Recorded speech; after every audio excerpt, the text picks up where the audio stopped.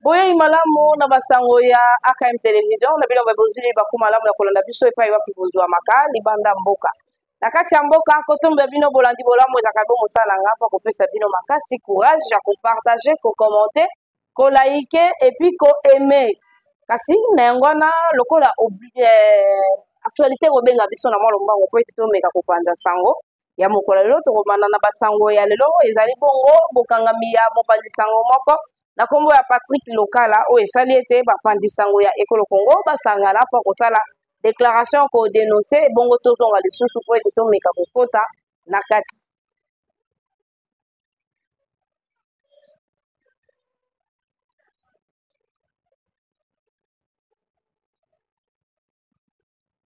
Des journalistes de Kinshasa sur la situation préoccupante du journaliste Patrick Lokala. Nous, journalistes de Kinshasa, informons l'opinion tant nationale qu'internationale que le journaliste Patrick Lokala a été arrêté lundi 7 octobre 2024 de manière brutale, inadmissible, associée aux actes de torture physique et morale. Objet de filature depuis plusieurs jours par les services de sécurité, le journaliste, chroniqueur politique, père de famille et responsable du média en ligne Télénews RDC s'est vu arrêté avec une brutalité injustifiée par des agents du parquet qui ont violenté son épouse, saccagé son domicile et jeté des bombes lacrymogènes devant sa femme et ses enfants. Au lieu de se limiter là, ces agents de services de sécurité, porteurs d'une mission bien établie par les bourreaux de la presse, ont filmé toutes les scènes dans l'unique objectif de plaire aux commanditaires de la dite arrestation.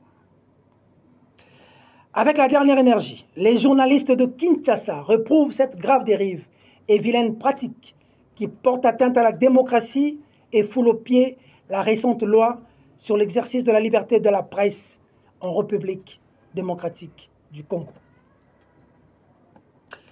Arrêté pourtant aux environs de 11 heures, c'est finalement autour de 16 heures que le journaliste a été vu par les magistrats instructeurs de son dossier après l'avoir ballotté. Tout en regrettant la manière barbare dont le confrère a été appréhendé, les journalistes constatent que les engagements publics pris par le ministre de la Justice, Constant Moutamba, interdisant toute arrestation arbitraire des journalistes, ont été bafoués. Ceci renforce avec véhémence les déclarations du magistrat suprême, le président Félix-Antoine Tshisekedi Tshilombo, affirmant que notre justice est bel et bien malade. Les journalistes de Kinshasa exigent, sans autre forme de procès, l'arrestation de ces agents du parquet qui ont délibérément humilié Patrick Lokala en agissant comme des brigands, ternissant davantage l'image de cette justice. Les journalistes de Kinshasa sont sidérés d'apprendre que le calvaire de notre confrère Patrick Lokala fait suite à une plainte d'un autre confrère, Sieur Christian Lusakweno, qu'il a récemment confirmé et ne l'a jusqu'à ce jour pas retiré malgré nombreuses sollicitations de la corporation. Comparaissant devant les magistrats sur la plainte de Sieur Lusakweno dans le dossier inscrit sous RMP 452-83,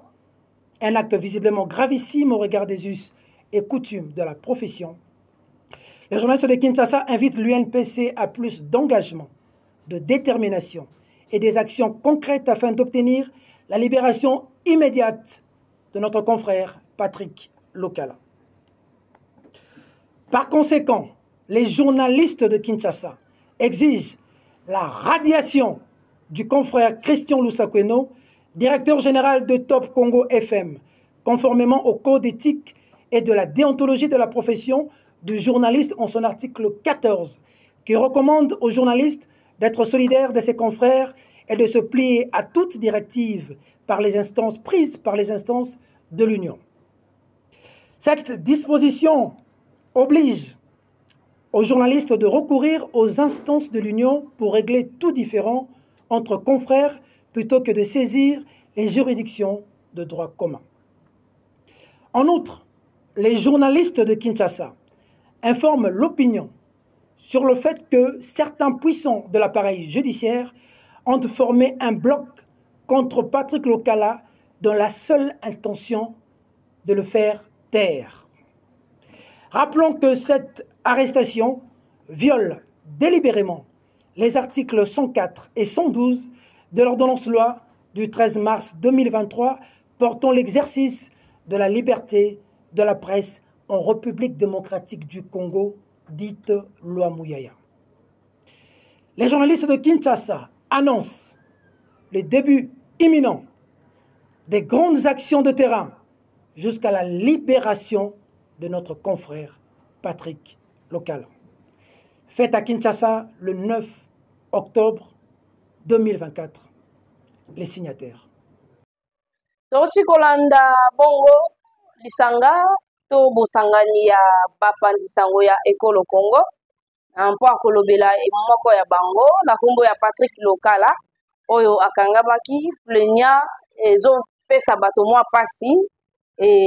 bokeseni to mwa mbutu ezalaki na kati ya bato bakanisi neti bakokanga bajournaliste pamba kasi tosilaki bongo kolanda na kati ya bareseau sociaux bakoloba ete ndeko to kulutu na biso Christian Lusakono nde moto atie to aporte plainte kasi kolandisa mapenza na maloba ya Christian Lusakono lobi aza penza na makambo wana te ya ayebi wana te kasi basusu penza balobi ete ezali Daniel Mumba na bande ete wana ekotikala likanisi to mayele nini akoluka koyeba penza nani akangisi Patrick epi mpona nini akangisi wana etikali sikoyo ngambo ya bazuzi pamba te lelo tobandaki to lobi tobandaki kodenonse oyo eza injustice esalamaki epai ya Jacques Ndala selon badire ya Denise Dishuswa Mukendi oyo amekaki kopesa penza to kobimisa maloba na ete apesaki mbongo na bato po ete baviole ndeko Jacques Ndala na aner epai wapi azalaki ya kokangama na yango wana esalaki ete bakanga ndeko Denise wana toyebi cause bandeko mosusu bazoreproche na ndeko Patrick Lokala balobi afingaka mwa mingi amekaka kokota na bavi ya bato makasi antuka wana etikali lokola babilobela ya bato tokolandela nsima mpona koyoka nini mpenza bazuzi bakangi mpe nani aza plaignant po plaignant koyebana mosusu balobi Daniel Bumba maintenant toyoki Daniel Bumba alobi nanu te ntango mosusu akoloba mbala nsima na banze ete toke na lombango mpo akobeta lisusu sikoyo masolo oyo ya grève oyo esalamaki na zando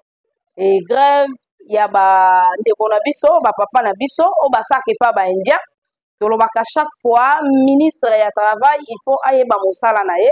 epuis Antoine Tshilombo Tshisekedi ayebisaki na bayebataka misala to ayebisaki na ministre ya travail balongola likanisi to ezaleli ya sous-traitance oyo esalaka ete bandeko na biso base retrouve te pamba te na moya lelo soki bakofuta yo 100 000 francs eza eloko te 100 000 francs esengeli bapesa yo futa nango transport 100 000 francs esengeli bapesa yo olia nango ta mosusu mikolo mibale be misato kasi bakopesa yo 100 000 francs olia yango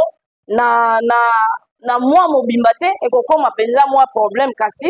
bandeko na biso oyo basaka epa baindien balibanais baza lokola baesclave na kati ya ekolo Congo baza lokola baesclave na kati ya mabele na bango kasi bango nde basili bongo kosala grève bakangi mpenza bikuke nyonso na kati ya zando biloko ezotekama te biloko esali lokola mwa komata yango tozoyebisa na Antoine Tshilombo Tshisekedi asala nkeba eza na moto oyo alingi alamusa population na nzela ya mabe pamba te osilaki deja koloba yo mokambi ekolo Congo lobi ete basala oyo batravailleur congolais basaka epa baindien bazosenga kosenga na bango eza kobongisa salaire na bango pamba te indien deja futaka bango malamu kasi bato bayaka na likanisi ya kozwa mbongo indien kokabola kopesa congolais moke kolia oyo ebele ya tikali nango nde baye koboma mosala na yango wana esika wana ezokota mpenza mwa nungunungu ezosenga ministre ya travail areagir pamba te eza kaka bato batekaka na zando te eza na bana na biso baleki na biso bayaya mpe bapapa bamama oyo basaka susu na limete limete eza lisusu terrain moko ekangi baesclave congolais na kati ya mabele na bango oyo basalelaka bapaya mpo bazwa eloko te okotala musala congolais ozosala eza makasi ezokokana na mbongo oyo bakofuta ete na yango wana ezosenga mpenza ministre ya travail atelema wana ezalaki eloko na biso ya mibale to sujet na biso ya mibale mpo akoyebisa na Antoine Tshilombo Tshisekedi asalaki bacoup d'etat eza kaka ya minduki te bazomeka partout epai wapi mwa mbutu ekobima po ete bango baprofite mpo bango balingaka trouble kasi biso tozosenga bameka korésoudre problème ya bandeko bakosenga makoki na bango parce que baza bato droit de l'homme mpe esengeli mpe tala likambo na bango bazokoexploite bango kibomoto na bango bazokoexploite yango epai ya baindien mpo na suka nango bazwa eloko te bandeko bakóma na ezaleli ya moyibi mpo soki oyibi te okolia te ndi akofuta ye na suka sanza ye moko akofuta transport na ye na kati ya 100 000 francs to 120 000 francs wana moins de 50 dollars na bandako bango bafutaka leta nanu te apesa baye bafutisaka biso to bayer na biso apesa bango likanisi ya kobanga te to ya kolakisa bango ete Congo toza na misolo na biso oyo biso tokoki kofuta na misolo na biso tokoki kaka kofuta na lopoto te dollar pamba te dollar yango moko ezala jamais stable banda mokili banda dollar emataka kaka moto akosa o te na période bo ekofanda bamvula ebele ekomata kaka ezaka stable te ata bongo soki lelo tozokonte kaka kosala nyonso na mbongo bapaya yango ezosala biso mpenza mwa mbutu ezosala biso mpenza mwa problème makasi na makambo etali ekonomi na biso yango wana mpenza ezosimba mingi mpe bandeko na biso lelo oyo bazose retrouve neti bazosalela kaka baindien na mutu moko songolo pakala oyo nabosani nkombo na ye kala mingi te tokozwa nkombo na ye totya yango na kati ya bastati ya WhatsApp Facebook po ete tomeka koidentifie ye mbala moko ayebana eloko nini azoluka na kati ya nzoto ya bakongole to na kati ya mitu ya bakongole pamba te likanisi ya kobongisa salaire to ya kolongola sous-traitance ebanda lelo te likanisi ya kolongola sous-traitance ebanda lelo te ebanda kala kasi bamekaka mpona kotikala na ezaleli oyo cette fois-ci napesi bakongomani oyo bameki kotelema napesi bango bravo Congo tomesana kofanda na kimia bakoboma biso na kimia tozangaka eloko ya koloba mpona makoki na biso elelo quand même tomoni bakongole bino moko botelemi mpona makoki na bino eza mpona boyo kotika moto te aya kopostule boyo kotika moto te akosenga dialogue eloko nga nalelaka mikolo nyonso chaque fois ekongole oza mpo ya politicien te aleka na mokongolo mpo akende kozwa kiti lobi asundola yo elelo bozalaki na bato oyo bino bovotaki kasi bato oyo bino bovotaki baza incapable ya kosala motion contre ministre ya travail soko azoyeba mosala na te balongola ye batya moto mosusu pamba te kongo biso twaka na soni ya kodémissionne kongo twaka na soni ya kodémissionne soki omoni oza na ozokoka eloko te bapesi yo ozosala kaka tika osala pozwa mbongo pozwa misolo na yango wana tozosenga na badepute oyo oyebi ke lobilobi okozonga na base po tokokoma na systeme ya kotya bakombo ya kozongisa bafoto na bavideo bapromese ezalaki ebele toyebi ke bino botongaka nzela te boya bamaso te boza ba ovd te kasi bino boya balobeli po ete congolais ameka kobika na social moko ya malonga soki député azwi conscience ke ye nde alobelaka population toke lisusu na makambo oyo ezotala transport ezosala mpasi makasi tokotia Jean-Pierre Bemba te pamba te so totie Jean-Pierre Bemba eza lokwa tokosote Jean-Pierre Bemba azotala aza national donc azotala nation congolais mobimba donc azotala Congo mobimba toloba kaka donc nation na biso mobimba ko Jean-Pierre Bemba azotala yango na makambo etali transport baavion ya bamai babato kasi na kati wana ezalaka na baministre provincial baministre provinciaux oyo bataka makambo etalaka batransport ministre ya transport baministre ya badomaine nyonso presque baza na baprovince nyonso kasi yango tozolinga komeka kolamusa lisusu ndeko na biso Daniel Bumba na kati ya gouvernement na ye na kati ya province na ye soki azomona député oyo aza na secteur ya transport azokoka kosala eloko te en tout cas tozosenga na ndeko tozosenga na Daniel Bumba ameka kolanda mpe mwa ezaleli moke ya papa na ye kulutu na ye ndakisa moke oyo topesaka ya Jean André Kimbuta mosala malamu asalaki ezali kaka communiquer biso prix ya ba transport boye kofuta boye kasi banda kimbuta kenda bato nyonso baremplaça kimbuta moto moko ta sala lokwa kimbuta banda kosala quand même bakongolais babanda kobénéficie na transport moko ya malonga ya bien et lelo tolingi tobeta lisolo ya tokopesa bravo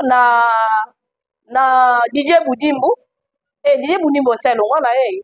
secteur les a déjà remplacé na moto mosusu et na secteur wana bakitisi transport et pardon bakitisi carburant l'état sali tous les moyens et le wana ministre ya ministre hydrocarbure po ete bameka kokitisa talo ya transport et talo ya transport ekiti balongoli 600 francs na talo na makambo etali carburant kala ezalaki soki carburant emati na 100 francs bandeko na biso bareceveur na bachauffeur bamatisaka transport na bango babakisaka 500 bien 600 mais lelo carburant elongwe balongoli mpenza 600 francs na kati oyo na ndenge tobandeki kosombela kala ekiti makasi kasi tozomona mouvement te na kati ya bari tozomona mouvement te le contraire transport emati komata ezolakisa on dirait ministre ya province oyo azotala makambo etali transport neti aza te neti aza ya kokufa nayebi mpe komona ete mpo tozoyoka ye te soki toyebi yo te se kosala mosala te toluka koyeba bakombo na bino mpo tofulataka bino te to kosalaka lokola ndeko na biso elenge oyo asimbi ministère moko ya monene ministère ya justice oyo lelo moto nyonso azobeta lisolo ya Constant Mutamba eza mpona misala na ye na kati ya matoi ya bato misala ya Constant Mutamba na miso ya bato nde ezoloba elelo towana bosenga mpe ya baministre oyo quelque soit province ou bien national bomeka mpe kosala ete bakombo na bino etangama à travers misala na bino napesi félicitation na Jacquemaine Shabani asali eloko moko ya malonga kotambola na 9 pays voisins na biso eza likambo liseki te koyokana na bango kosolola na bango koyebisa bango bandelo na bango e retour na ye ayaki kosenga na l'état congolais po ete apesa ye misolo tomeka kosécurize kotia bokengi na baterritoire na biso kotia bokengi na bandelo na biso na bafrontière bandelo kotia bokengi na kati ya banzela na biso donc kotia sécurité oyo tokoki koloba na français na lopoto kosala sécurité ezosenga mbongo ebele e basoda balia malamu bafutama mpe malamu mpo likambo akanyaka esila na nzela ozomona tozotanga baministre wana mpo parcours na ye ntango azomeka koningana azosala mosala moko ezosala ete biso totia ye ka azoluka kopesa biso mbongo te totanga kombo na ye mpo kombo etangama to mpo antonio Tshisekedi ayebake anomaki ministre moko songolo bakalasaka eloko te me afutaka bacommunicateur mpo ete bakumisaka ye tokotia par exemple IGF lelo alakisi biso ke détournement badosalama na Congo et lelo quand même bato bakomi kodiscuter sur badétournement oyo bandeki kosalama en silence comme d'habitude mpo Congo babomaka na silence bakoyiba na silence bakobebisa na silence et lelo quand même moi changement oyo toyaki nango te lelo ekoti et tokopesa bravo na basecteur nyonso ezobouge lokola Jules Alingeti lokola ministère ya intérieur oyo akoti sikoyo na kati ya mitema na biso pamba te kolela na biso à chaque fois il faut 9 pays voisins na biso eyeba bandelo nango e kotambola ya Jacquemaine ezalaki kolakisa bango bandelo po ete towana bosenga ya kosala pression ya makasi te mais quand même kozongisa bato na raison mpo toya koréagir ebima mabe te parce que mabe na biso baozela yango na communauté internationale mpo basanctionne biso non tosala mabe te mais tozwa sanction ya mabe oyo tosala toyeba te na yango wana tozosenga na baministre to tokosenga na Jean-Pierre Bemba ameka kosunga biso toyebi ke eza na se makasi soki ministre ya province azokoka te yango toye kozonga epai na yo omeka kosunga biso omeka kotala likambo ya bakongolais to bakinois oyo bazosouffrir mpona makambo etali transport ntango mosusu bato misusu bakoluka kosala sabotage na kombo na oyo bayebi te me na se na yo bato baza oyo bakoki kotala makambo etali transport mingimingi na ba province yo zotala oya minene makasi toyebi kasi meka kosunga biso soki il s'agit ya coopérer ya koluka kosala mwa banque moko na ba commune presque nyonso esika wapi o bakokanga moto asali infraction lokola bato o bafutisaka bato na bakopesa transport ole bato bafuta 2000 moto azofuta 5000 transport emati fois 10 transport emati fois 10 moto akotuna moto likambo aza te quand même mboka oyo l'état congolais azali justice ezali esengeli na biso tobanga mibeko konsa moto batolobaka chaque fois ya ministère na yo ezo ekangami na ba ministère ebele donc automatiquement donc justice nde il faut ezala makasi po ete bato babanga yango wana soki ekozala na part ya justice soki ekozala mpe na part ya transport ete bato barecever oyo bazoyiba bacongolais chaque fois so bakangi bango soki afutisaki moto 4000 francs ye akofuta amande ata ya 200 000 francs topesi ndakisa mpo moto nyonso abanga parce que bakozwa raison ya mvula tokoti na kati ya mvula te kasi tomoni batransport emati boni soki tokoti na kati ya mvula makasi ebetaka mikolo nyonso ebeti lelo ebeti lobi toyebi ke Congo ekomi mabe banzela nango eza mabe mingi Kinshasa na commune oyo bato mingi bakenda kosalela eza commune ya Gombe oyo bakendaka mosala elelo kokota Gombe to kokota na Zando marché central marché monene ya ngomba Kinshasa eza problème parce que eza na banzela te toyebi ke problème eza ya banzela kasi mvula nano yete oyo esalaka mpenza dérangement ya makasi tozosibir déjà batransport ya makasi ya kilo eboni soki mvula ebandi obeta tokofuta transport na ba 15 000 ya ba 20 000 to tokosala boni yango tosengi secours na Jean-Pierre Bemba Gombo o mekota likambo eza nango na poa na ote nazobandela chaque fois mais tozosenga yo quand même oluka kosala solution po ministre ya province ministre provincial neti aza te nayebi te soki banomaki te soki mpe aza te ou bien azobela ntango mosusu mpo bazalaka mpe na badjoint na bango na batitulaire na moto alandaka ye na nsima donc aza ministre aza na adjoint na ye o alandi ye na nsima soki oyo azosala te moninga mpe azosala po nayebi te ya bango so ezosalama ndenge nini pamba te tozoyoka te tozomona te mais sauf que tozosouffrir na banzela eloko tozosenga yango wana transport emati carburant ekiti l'état congolais asunga biso l'état congolais atala likambo na biso non seulement ezalaki ya carburant e tobandaki kobeta lisolo lisusu ya bandeko oyo bazolela salaire na bango na bandi ete tokoma okoma na suka ya masolo na biso mpona mokolo lelo ezalaki mingi kopesa communiqué oyo bapandisango basanganaki mpa kokommunike mpona moninga na bango moko oyo bakangaki Patrick Lokala oyo toyebi nanu cause te selon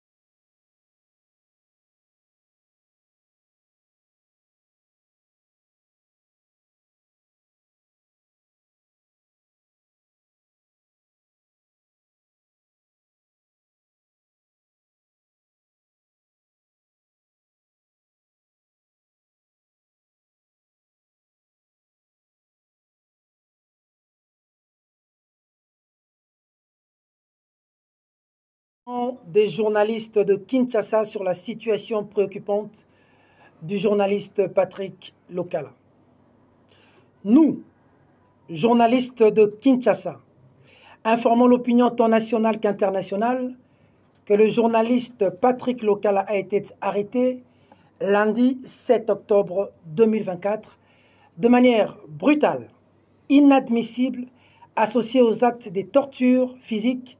et morales.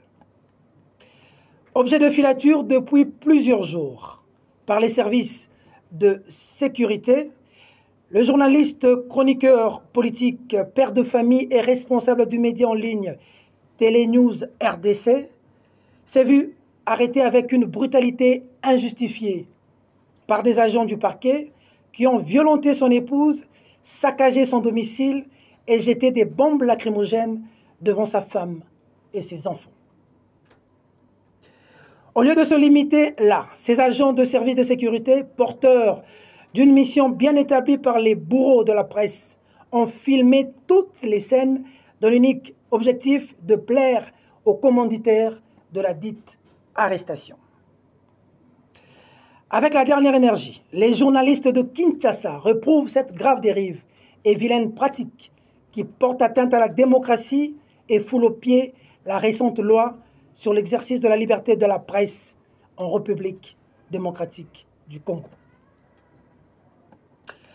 Arrêté pourtant aux environs de 11 heures, c'est finalement autour de 16 heures que le journaliste a été vu par les magistrats instructeurs de son dossier après l'avoir ballotté. Tout en regrettant la manière barbare dont le confrère a été appréhendé,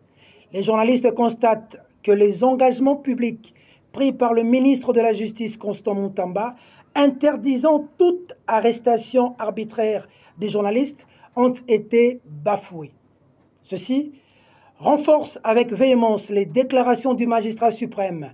le président Félix-Antoine Tshisekedi Tshilombo, affirmant que notre justice est bel et bien malade. Les journalistes de Kinshasa exigent, sans autre forme de procès, l'arrestation de ces agents du parquet, écrit sous RMP 452-83, un acte visiblement gravissime au regard des us et coutumes de la profession. Les journalistes de Kinshasa invitent l'UNPC à plus d'engagement, de détermination et des actions concrètes afin d'obtenir la libération immédiate de notre confrère Patrick Lokala. Par conséquent, les journalistes de Kinshasa exigent la radiation du confrère Christian Lusakweno, directeur général de Top Congo FM, conformément au code éthique et de la déontologie de la profession du journaliste en son article 14, qui recommande aux journalistes d'être solidaires de ses confrères et de se plier à toute directive prise par les instances de l'Union. Cette disposition oblige aux journalistes de recourir aux instances de l'Union pour régler tout différend entre confrères plutôt que de saisir les juridictions de droit commun. En outre, les journalistes de Kinshasa informent l'opinion sur le fait que certains puissants de l'appareil judiciaire ont formé un bloc contre Patrick Lokala dans la seule intention de le faire taire. Rappelons que cette arrestation viole délibérément les articles 104 et 112 de l'ordonnance-loi du 13 mars 2023 portant l'exercice de la liberté de la presse en République démocratique du Congo, dite loi Mouyaya. Les journalistes de Kinshasa annoncent le début imminent des grandes actions de terrain jusqu'à la libération de notre confrère Patrick Lokala. Fête à Kinshasa le 9 octobre 2024. Les signataires qui ont délibérément humilié Patrick Lokala en agissant comme des brigands, ternissant davantage l'image de cette justice. Les journalistes de Kinshasa sont sidérés d'apprendre que le calvaire de notre confrère Patrick Lokala fait suite à une plainte d'un autre confrère, Sieur Christian Lusakweno, qu'il a récemment confirmé et ne l'a jusqu'à ce jour pas retiré malgré nombreuses sollicitations de la corporation. Comparaissant devant les magistrats sur la plainte de Sieur Lusakweno dans le dossier inscrit